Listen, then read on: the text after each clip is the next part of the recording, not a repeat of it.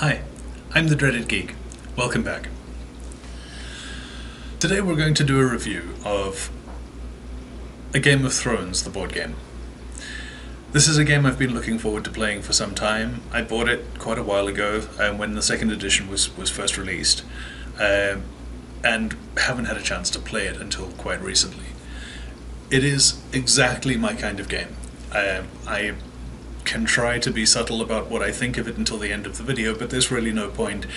This is exactly my kind of game, and I enjoyed it for everything it is. I love the theme, I love the way the theme is tied to the way the game plays out, and it's big and epic and involved to play, and I love that from a board game. And this is all of that, and I enjoyed it for all of that. So this is going to be a very positive review. If you're just watching to get an idea of, is it a good game and should I buy it, you might as well turn the video off now. Yes, go buy it, it's great. If you want to see how it plays and decide for yourself, we'll go into more detail.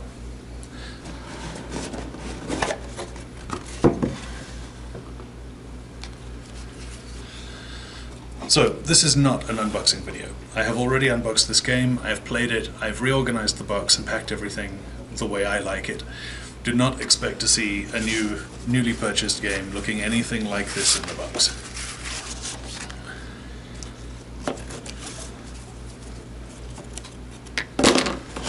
As you can see, there's plenty of punching of tokens to do when you get this game.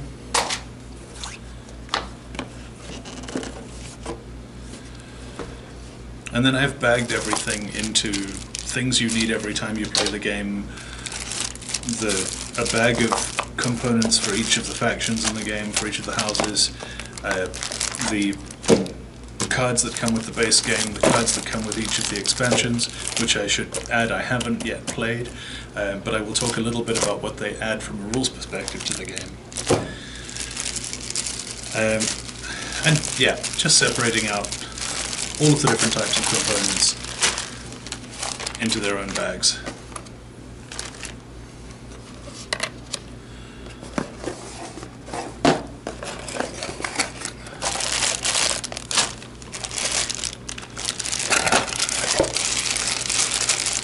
There's a bag of quite pretty and well-made plastic pieces that make up the army for each of the houses in the game.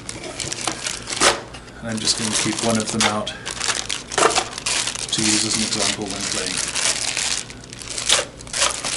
I'll keep two of them out so I can show oppositions at some point as well. Each house has a packet of tokens. These round ones are rule tokens, the smaller round ones are influence tokens. I'll get into how they're used in the game later. That marks the house's current position on the victory track, on the supply track, and their home castle. Each house has a sight screen to hide their tokens behind, so that when they're placing order tokens out on the board, other players can't see what they've still got in front of them and therefore deduce what orders they're playing. Also on the sight screens are some rules for setup and rules that describe what each of the order tokens do, and a couple of rules that are different for each house, mostly again to do with setup, which territories on the board each house owns at the beginning of the game.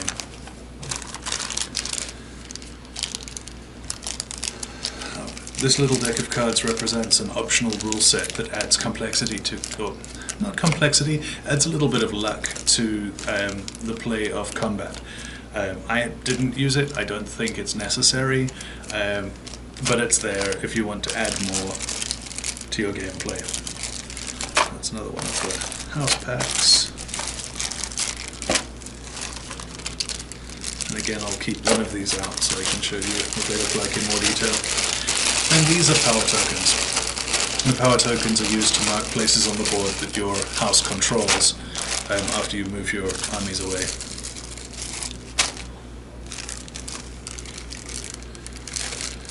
These little tokens, if you're playing with less than the maximum number of characters, you place these little tokens out at certain points on the board to represent kind of neutral forces defending those spaces, just to stop any house from having too much of an unfair advantage, controlling too much of the board in the early game, not having any opposition in their part of the board in the early game.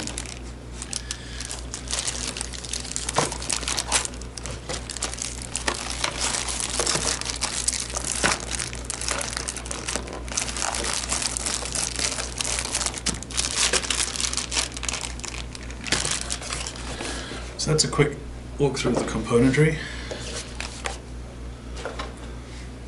Let's get into the gameplay.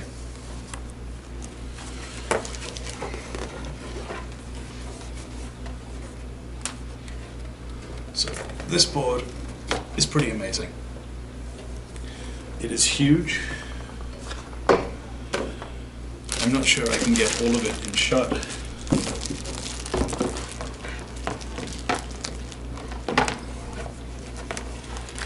It's a little unwieldy.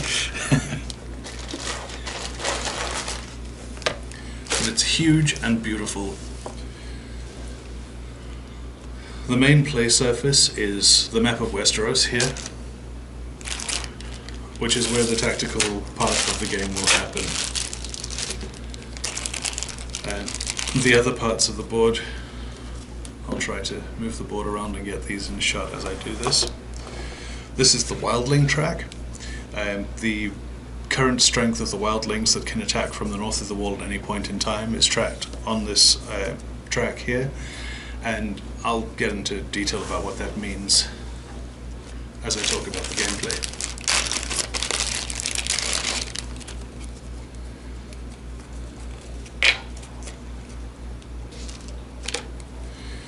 That is the wildling attack deck. Every time the wildlings do attack, you draw a card at random from that deck, and it describes the outcome of the battle, whether you win or lose. I should say the consequences of the battle. The outcome is decided by the players putting power into the battle. These packs of cards represent the personalities in the game that represent your house. So if we go through the Stark deck, you have Eddard Stark, Robb Stark, a Bolton, various people, Caitlin Stark, various people attached to the Stark house. Each of them have their combat power listed up there, and then any other special effects that they may have in battles, in combats, listed down below. Some of the houses are stronger than others in combat. Some have more of the game-affecting abilities, making your play a little more tactical, a little less might-based. But they all do reflect the way the houses are represented, both in the books and the TV series, in a really immersive way. These three decks here are the Westeros decks. There are three of them with different card backs, 1, 2, and 3. And in the Westeros phase of the game, you flip a card up from each one of these decks in turn, and resolve whatever's written on them. In general, these are really bad for the players. There are a couple of more neutral ones, including just a nothing happens card. But in general, these are the negative things that are happening in Westeros that will weaken all of the armies. There are a couple of positive cards, such as this one, Mustering. Mustering allows everybody to gain more troops on the board.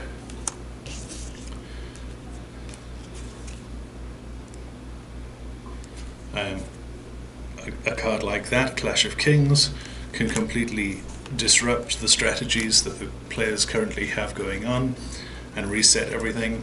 And then there's the Wildlings Attack card that I promised to describe in more detail earlier.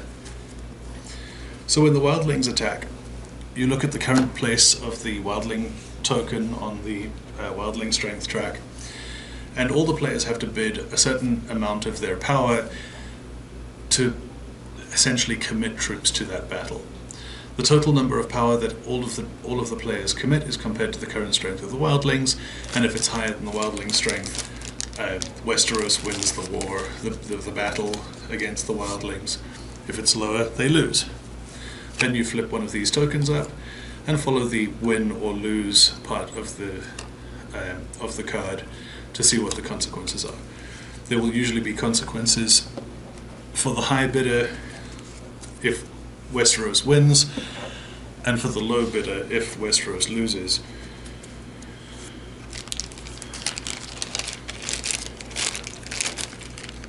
As well as a more mild positive and negative effect for all players.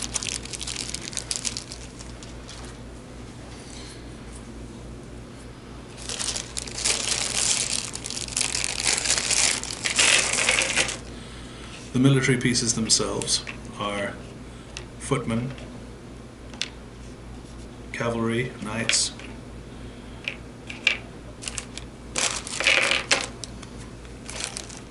there are siege engines in here somewhere, there we go, siege engines and ships.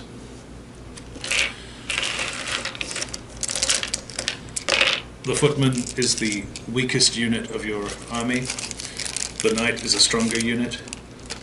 The siege unit is a very strong unit, but can only be used in defense, and only in defense of a square with a castle or a stronghold marked on it.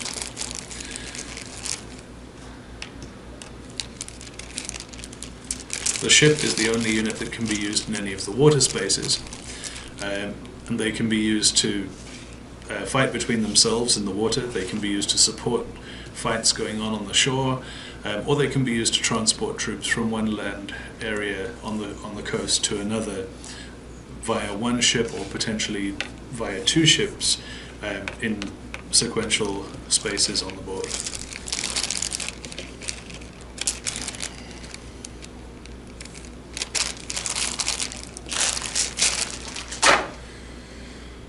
The main phase of play feels, to me anyway, a little bit like diplomacy. If anybody has not played diplomacy before, the game has no luck-based factor. Much like this game, the combat side of it has no luck-based factor. You give orders to your troops simultaneously and in secret. There are more options for the orders in this game than there are in diplomacy, but the orders are very similar to diplomacy, and the way they're given and the way they're carried out is very similar. The description of this game doesn't go into the diplomacy aspect of the game, the making deals, breaking them, building up alliances to gain power, and then turning on your allies at the last minute to have all that power for yourself. That is diplomacy. But given the theme of the game, it seems quite at home to be doing that kind of thing. It's very much a part of the Game of Thrones world. So the types of orders that you can give are to attack a neighboring territory, to support a fight that's going on in a neighboring territory, to defend your current territory, and those are the things that are very similar to diplomacy. On top of that, you have the option to raid, which reduces the usefulness of a neighboring territory of your opponent, or to consolidate power, which is how you build up those power chips that you then use to fight the wildlings, amongst other things in the game. And finally, this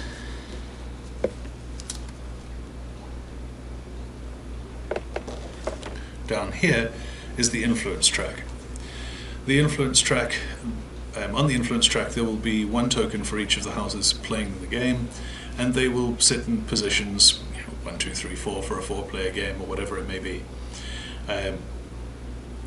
Various events during the game will cause people to move around on these tracks, and whoever is currently in the lead on each track will have one of these tokens in front of them. These tokens each give a special ability to the house that's currently holding it, as they are the political behind-the-scenes leader in the king's court, the ruler of the most military fiefdoms, or currently sitting the Iron Throne itself.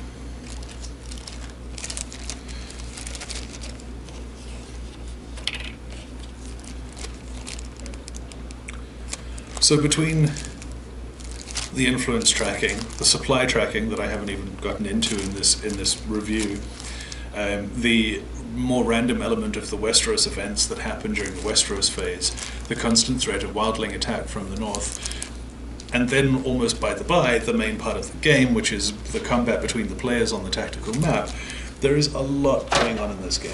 It is a complicated game, there is a lot to it, and fortunes can swing quite wildly turn by turn. To me, I love that. It feels like Westeros feels in the books, on TV. People spend lifetimes, generations setting up their move to power, and then some random thing happens and they lose all the capital they had, they lose all of the forces they had, they lose all of the allies they had, whatever it might be, and that's exactly how this game plays out. I think it does an excellent job of representing Westeros. I think it does an excellent job of being a solid board game with so much going on, there's so much to think about, so much to take a gamble on during the game, that it's worth playing and replaying, even with the same opponents, just to see how different games play out. I have heard people complain about some of the balance issues, about the different locations on the board, but I think, in my experience, the game feels relatively well balanced. It doesn't feel unfair. Yes, the Starks have a favourable starting position, but they also have a hard time breaking into the rest of the board. The Lannisters have a very tough starting position. They're right in the middle of other opposing forces, but they can do a very quick sweep across the center of the board. The win condition is to control 7 provinces, areas on the board with a castle or a stronghold on them. So this sweep across the middle of the board can easily, for the Lannisters or Baratheons, end up gaining 1, 2, 3, 4, 5, 6, 7, 8, 9 if you go a little bit south on either side of the board, castles. So without even treading on each other's toes too much, 10 over there, without even treading on each other's toes too much, it's quite easy to gain the 7 you need for a quick victory, one direction or the other. So while they're always going to be fighting with each other and with their neighbors to the south and the north, they have a quick path to victory. On the other hand, the Starks can play a very good defensive game. They can hold the northern end of the game board for a long time, but when they are ready to move, they've got a long way to go before they reach 7 castles. They have to reach halfway down the board before they can achieve 7 castles, unless they take a shortcut down one of the coasts. So I feel it's balanced, although it's not equal, but that is the complaint that some people have about the game. Some people don't like the random elements of the game. Again, I find them great for representing Westeros for what it is. But if you don't like the kind of game where you can invest heavily into a certain strategy and then have it yanked out from under your feet at the last minute, then there are aspects of this game that you may not like. It's not the focus of the game. You're still going to get the gameplay you want out of it, but if you're not prepared to play a game that might do that to you, then perhaps this game isn't for you. But I still feel you could enjoy the 9 out of 10 plays when that doesn't happen to you very much, if that's the kind of game you're after. So I tried to be fair to the game. I tried to show both sides of it. I tried to say what other people don't like about it, although there's not very much I don't like about it. And that's what there is to it. This has been a review of A Game of Thrones, the board game. And I am the Dreaded Geek. Thanks for watching. Geek.